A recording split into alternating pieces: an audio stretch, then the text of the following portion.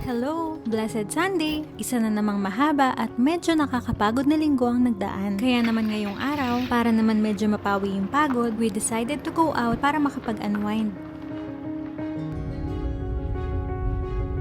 Ngayon ay start na ng autumn season dito sa Japan at para sa amin, ito yung pinaka-perfect na season. Hindi na mainit at hindi rin ganong sobrang lamig. Kaya ngayong araw, dito kami pumunta sa malapit na park sa lugar namin.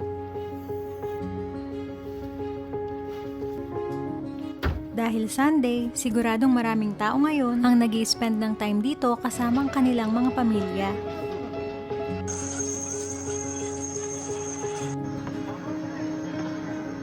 Maraming park dito ang pwedeng puntahan at dito namin napili dahil dito may lake view.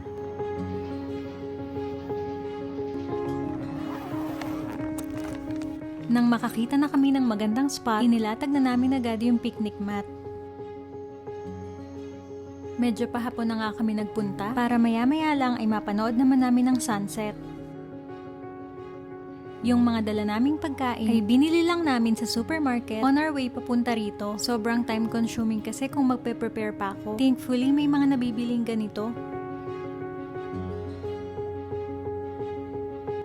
Nung napatira kami dito, natutunan namin sa mga Japanese na para maging masaya, hindi kailangang maging magara, kumain sa mamahaling restaurants, o gumastos ng mahal. Yung simpleng pagpunta lang sa park, lalo na kung kasama mo ang mahal mo sa buhay, ay pwede kang maging masaya.